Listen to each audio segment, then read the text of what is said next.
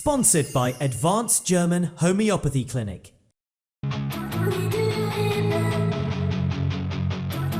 I'm Dr. Manoj Pujar. I am MD Homeopath, Classical Homeopath, Advanced German Homeopathy Clinic, Varicose Ulcer and Diabetic Wound Care Center.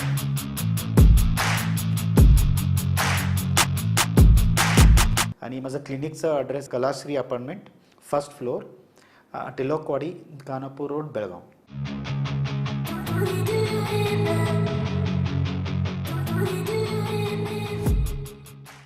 नमस्कार, मी Amit Kolekar. Tarun Bharat news बुलेटिनमध्ये आपल्या सर्वांचं स्वागत. आता पाहूयात आजच्या ठळक बातम्या.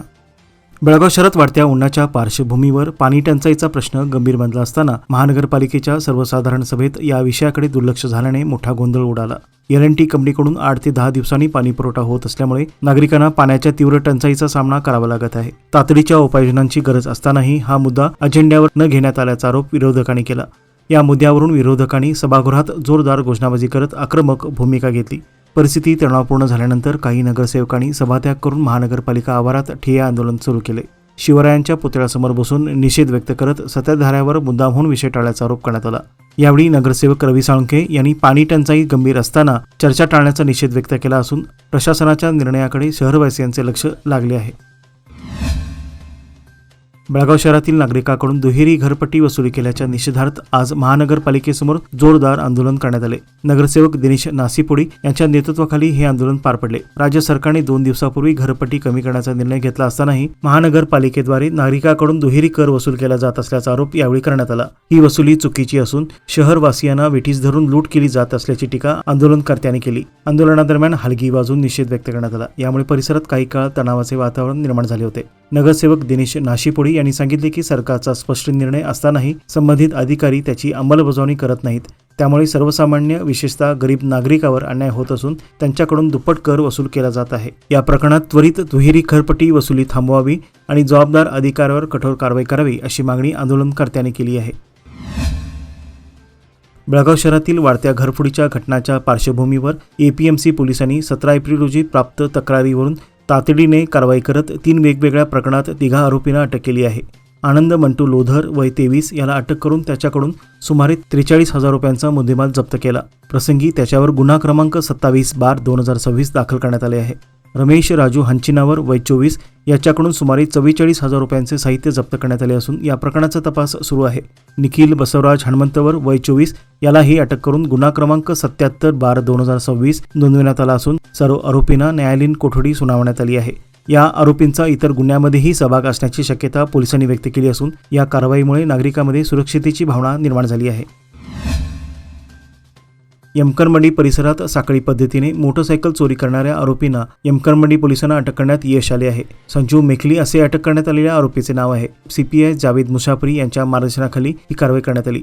आरोपीकडून चोरीस गेलेल्या मोटरसायकलीबाबत अधिक तपास सुरू असून त्याचा इतर चोरीच्या घटनांमध्येही सहभाग असण्याची शक्यता पोलिसांनी व्यक्त केली आहे. या कारवाईमुळे परिसरातील नागरिकांमध्ये दिलासा निर्माण झाला असून चोरीच्या घटनांवर आळा घालण्यासाठी पोलिसांनी तपास अधिक तीव्र केला आहे. बेळगाव ग्रामीण भाजप मंडळाने शनिवार दिनांक 18 एप्रिल रोजी पोलीस आयुक्तांना निवेदन देत DJ आवाज मर्यादेबाबत स्पष्ट व एकसमान नियम लागू करण्याची मागणी केली.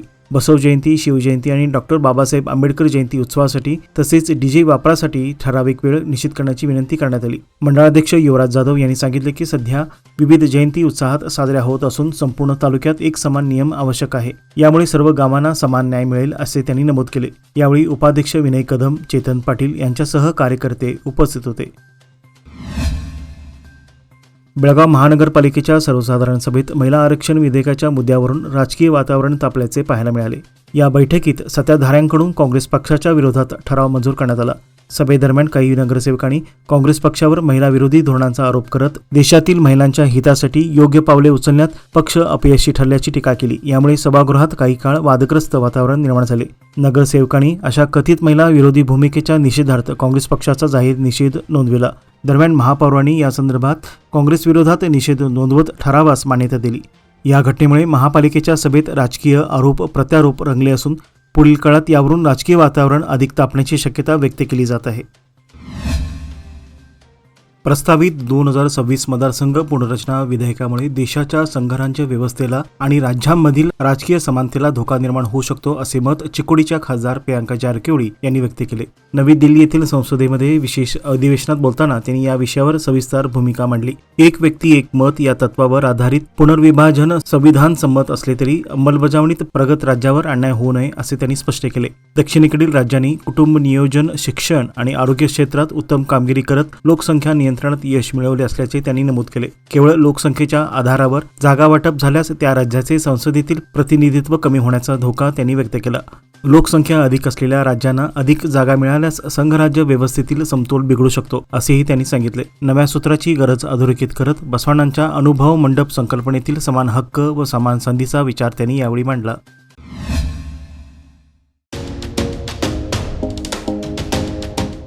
डी.के. हेरेकर ज्वेलर्स म्हणजे बेळगावातील एक विश्वासू सुवर्ण दालन. दिवसेंदिवस वाढत चाललेल्या सोन्या चांदीच्या किमतीमुळे ग्राहकांची धांदल उडत आहे. पण आमच्या सुवर्ण दालनात मिळतो उत्तम ग्राहक सेवा, शुद्धतेची खात्री आणि वर्षानुवर्षाचा विश्वास. म्हणूनच आमचं तुमच्याशी नातं 52 कशी सोन्यासारखं उजळून निघतं. आमच्या दुकानात खरेदी करा 24 कॅरेट शुद्ध सोन्याचे कलाकुसरीचे दागिने, आकर्षक चांदीचे अलंकार आणि पूजेसाठी लागणारे सर्व साहित्य. खरेदीवर मिळवा एक आकर्षक भेटवस्तू. नियम व अटी लागू. या सुवर्ण संधीचा लाभ घेण्यासाठी आजच भेट द्या. डी.के. हेरेकर ज्वेलर्स, श्री विठ्ठल भवन, संयुक्त महाराष्ट्र चौकाजवळ, खडे बाजार, बेळगाव. तसेच तेले पाटील गल्ली, शहापूर, बेळगाव येथील आमच्या सुवर्ण दालनाला.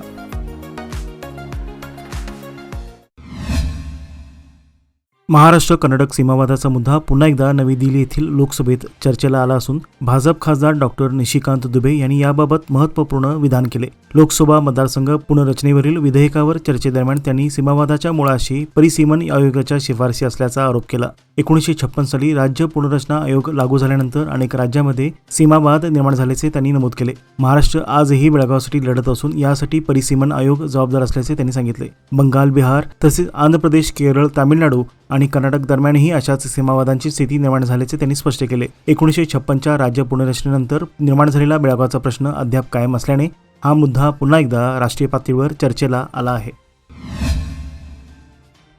शिवजयंतीनिमित्त आयोजित पारंपरिक चित्ररथ मिरवणूक शांततेत व निर्विघ्नपणे पार पाडावी यासाठी श्रीराम सेनेने कडक पोलीस बंदोबस्ताची मागणी केली. शनिवारी राज्याध्यक्ष रविकुमार कोकितकर यांच्या नेतृत्वाखाली शहर पोलीस आयुक्तांना निवेदन देण्यात आले. आयुक्त अनुपस्थित असल्याने उपायुक्त नारायण बर्मणी यांनी ते स्वीकारले. मंगळवार दिनांक 21 एप्रिल रोजी होणाऱ्या चित्ररथ मिरवणुकीत छत्रपती शिवाजी महाराजांच्या जीवनातील ऐतिहासिक प्रसंगावर आधारित सजीव देखावे सादर केले जाणार असल्याचे नमूद करण्यात आले. गैरसमज टाळण्यासाठी पोलिसांनी योग्य मार्गदर्शन करावे व आयोजकावर बिनबुडाचे आक्षेप घेऊ नयेत अशी मागणी यावेळी करण्यात आली. कायदा व सुव्यवस्था राखण्यासाठी सहकार्य करण्याचे आश्वासन देत आयोजकांनी सर्व नियमांचे पालन करू असे सांगितले. यावेळी विनय अंगरोळी, बाळू पवार आदी उपस्थित होते. विजयनगर जिल्ह्यातील हरपनहळ्ली तालुक्यातील अरसीकेरे येथे पोलिसांनी धडक कारवाई करत दुचाकी चोरी करणाऱ्या टोळीचा पर्दाफाश केला आहे. या कारवाईत 3 आरोपींना अटक करण्यात आली असून त्यांच्या ताब्यातून लाखो रुपयांच्या दुचाकी जप्त करण्यात आल्या आहे. अटक करण्यात आलेल्या आरोपींची नावे अल्ताफ वय 23, जबीर वय 29 आणि शाहिद अहमद वय 20 अशी आहेत. तपासादरम्यान हे आरोपी अरसीकेरे तसेच आसपासच्या भागात दुचाकी चोरी करत असल्याचे उघड झाले. पोलिसांनी आरोपीकडून एकूण 16 दुचाकी जप्त केल्या असून त्यांची अंदाजे किंमत 6,65,000 रुपये इतकी आहे. राज्य वित्त आयोग अनुदानातील कपातीमुळे बेळगाव महानगरपालिकेवर आर्थिक ताण वाढल्याने महापौर प्रीती कामकर यांनी जिल्हाधिकाऱ्यांना निवेदन देत पूर्ण अनुदान देण्याची मागणी केली. मागील 3 वर्षापासून अधिकारी व कर्मचाऱ्यांच्या वेतनासाठी मिळणाऱ्या निधीत 15 ते 20% कपात झाल्याने ती रक्कम महापालिकेला स्वतःच्या निधीतून भरावी लागत आहे. 7व्या वेतन आयोगानुसार वाढलेला वेतनाचा अतिरिक्त भारही महानगरपालिकेला सहन करावा लागत आहे. बेळगाव हे दुसरे राजधानी शहर असल्याने विधिमंडळ अधिवेशन, शहर सुशोभीकरण तसेच विविध धार्मिक आणि सामाजिक कार्यक्रमावर मोठा खर्च करावा लागत असल्याचे निवेदनात नमूद आहे. SFC अनुदानातील कपात तातडीने थांबवून पूर्ण निधी द्यावा अशी मागणी करण्यात आली असून शासनाच्या निर्णयाकडे लक्ष आता लागून राहिले आहे. राज्यातील 1000हून अधिक पोलीस ठाणी जनस्नेही बनवण्यासाठी प्रयत्न सुरू असल्याची माहिती गृहमंत्री डॉक्टर जी. परमेश्वर यांनी दिली. बेळगाव येथे पत्रकारांशी बोलताना त्यांनी कर्नाटकातील कबिताळ पोलीस ठाणे देशात 3ऱ्या क्रमांकावर असल्याचे सांगितले. पोलिसांना जनस्नेही कामे करण्याच्या सूचना देण्यात आल्याचे त्यांनी स्पष्ट केले. पोलीस दलासाठी अतिथीगृहांची उभारणी करण्यात आली असून सुमारे 40% पोलिसांना निवासाची सुविधा उपलब्ध करून देण्यात आली आहे. 2 बेडरूमची घरे बंगला पद्धतीने बांधण्यात आली असून प्रत्येक घरासाठी 38 लाख रुपये खर्च करण्यात आला आहे. सिद्धरामय्या सरकारकडून पोलिसांसाठी विविध सुविधा, पगार व TA-DA सुधारणा तसेच प्रशिक्षणात बदल करण्यात आले आहेत. तंत्रज्ञानाच्या वापरातून ई-बीट व्यवस्था सुरू करण्यात आली असून आधुनिकतेनुसार पोलीस दलात बदल आवश्यक असल्याचे डॉक्टर परमेश्वर यांनी सांगितले. बेकायदा दारू विक्री करणाऱ्या एका व्यक्तीस गुरुवारी अटक करून मुद्देमाल जप्त करण्यात आला आहे. राजू कोंडिबा वाघमोरे वय 46 मुतनाळ असे अटक करण्यात आलेल्या आरोपीचे नाव आहे.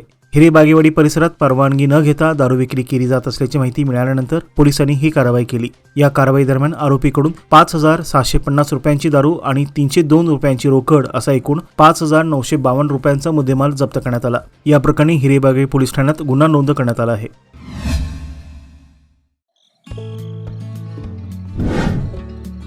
मेसर्स RS हेरेकर ज्वेलर्स, तुमच्या आनंदाच्या क्षणांना सुवर्णस्पर्श.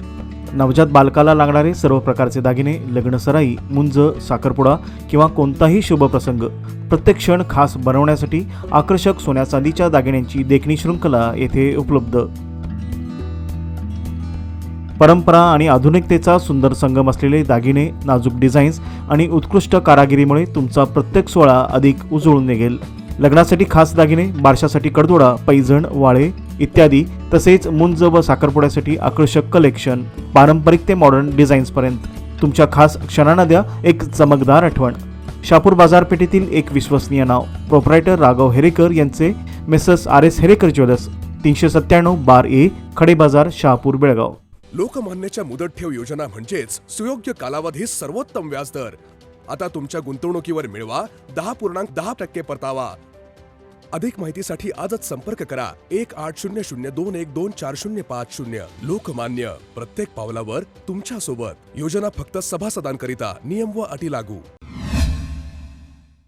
बेळगावात बसव जयंती उत्सवाच्या पार्श्वभूमीवर रविवार दिनांक 19 एप्रिल रोजी समतेचा संदेश देण्यासाठी भव्य बाईक रॅलीचे आयोजन करण्यात आले आहे. जागतिक लिंगायत महासभेचे अध्यक्ष बसवराज रोटी यांनी याबाबत माहिती दिली. या रॅलीत समाजातील विविध घटकातील युवक युवती मोठ्या संख्येने सहभागी होणार आहेत. समता आणि सामाजिक ऐक्याचा संदेश देणे हा या उपक्रमाचा मुख्य उद्देश असल्याचे आयोजकांनी सांगितले.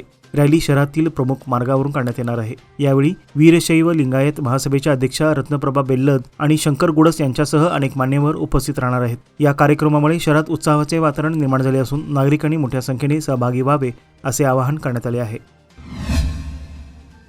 सार्वजनिक ठिकाणी दारू पिणाऱ्या दोघांविरोधात उद्यमबाग पोलिसांनी गुरुवारी गुन्हा दाखल केला आहे. अभिषेक यल्लाप्पा दोडमणी वय 24 संभाजीनगर मच्छे आणि सूरज परशुराम पाटील वय 24 हलगा बस्तवाड अशी संशयितांची नावे आहेत. उद्यमबाग औद्योगिक परिसरातील सार्वजनिक ठिकाणी दोघे जण दारू पित असल्याचे आढळून आले. PSI किरण होनकट्टी आणि त्यांच्या पथकाने कारवाई करत त्यांना ताब्यात घेतले. या कारवाई दरम्यान आरोपीकडून दारूसह अन्य साहित्य जप्त करण्यात आले. या प्रकरणाची नोंद उद्यमबाग पोलीस ठाण्यात करण्यात आली आहे.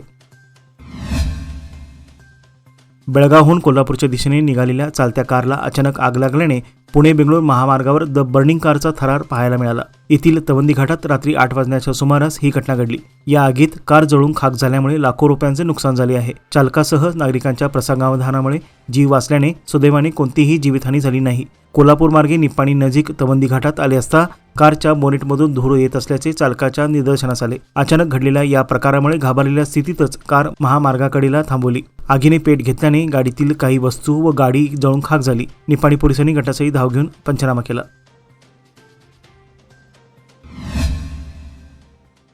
हुक्केरी तालुक्यातील सलामवाडी येथे वानराच्या वाढत्या उपद्रवामुळे ग्रामस्थ हैराण झाले आहेत. संबंधित वानर मुख्य रस्त्यावर ठाण मांडून बसत असून येणाऱ्या जाणाऱ्या वाहनावर अचानक झडप घालत असल्याने वाहन चालकामध्ये भीतीचे वातावरण निर्माण झाले आहे.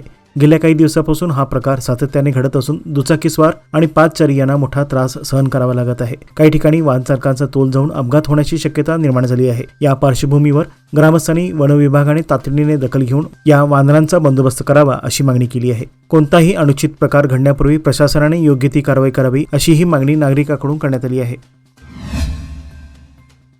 खानापूर तालुक्यातील सरकारी पूर्ण प्राथमिक मराठी शाळा व वनश्री हायस्कूल हलगा इयत्ता 7वी 1999 ते इयत्ता 10वी 2002 बॅचच्या माजी विद्यार्थ्यांचे स्नेहसंमेलन नुकतेच रविवार दिनांक 12 एप्रिल रोजी खानापूर येथील वनमाला फंक्शन हॉलमध्ये उत्साहात पार पडले. कार्यक्रमस्थळी आकर्षक रांगोळी आणि सजावट करण्यात आली होती.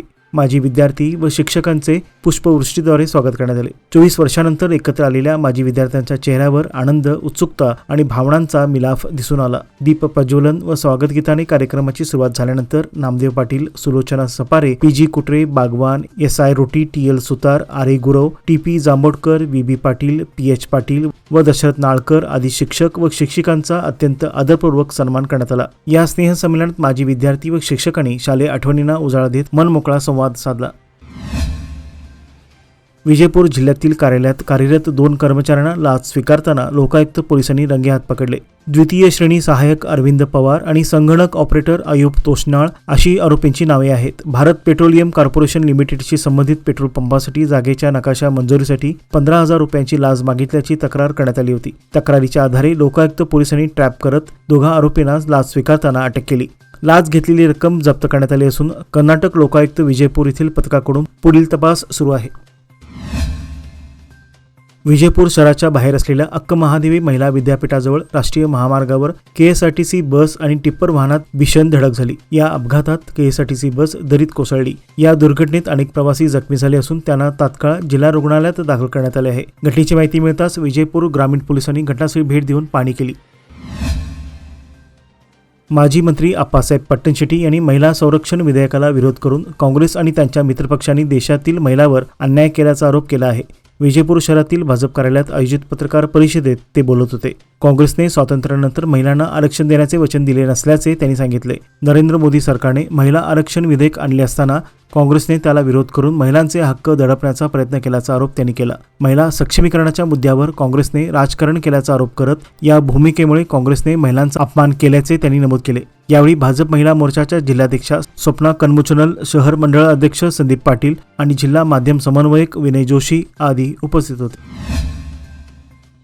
नोकरीच्या ठिकाणी हिंदू युवतीवरील छळवणुकीच्या घटना वाढत असल्याचा आरोप करत नाशिक येथील TCS कंपनीतील घटनेचा उल्लेख विजयपूर येथे हिंदूपर संघटनांनी केला आहे. या पार्श्वभूमीवर दयासागर पाटील यांच्या नेतृत्वाखाली विजयपूर जिल्हाधिकाऱ्यांना निवेदन सादर करण्यात आले. बहुराष्ट्रीय कंपन्यांमध्ये हिंदू धार्मिक प्रथांना धक्का बसत असल्याचा आरोप करत अशा कंपन्यांवर लक्ष ठेवण्याची मागणी करण्यात आली. सर्व कर्मचाऱ्यांसाठी सुरक्षित, सन्मानजनक आणि कायदेशीर कामाचे वातावरण सुनिश्चित करण्याची गरज असल्याचे दयासागर पाटील यांनी सांगितले. नोकरीच्या ठिकाणी CCTV कॅमेरे, तक्रार निवारण यंत्रणा आणि हेल्पलाईन क्रमांक सुरू करण्याची मागणी करण्यात आली. यावेळी कृष्णा गुन्हाळकर, प्रेमानंद बिरादार, महेंद्रकुमार नायक, कुमार गडगी आदी उपस्थित होते. याचबरोबर आजचे बातमीपत्र येथे संपले. अधिक माहिती आणि ताज्या घडामोडीकरता पाहत रहा तरुण भारत न्यूज चॅनल. तसेच आमच्या चॅनलला लाईक, शेअर आणि सबस्क्राईब करायला विसरू नका. विश्वासार्ह बातम्यांसाठी दररोज वाचा दैनिक तरुण भारत. धन्यवाद.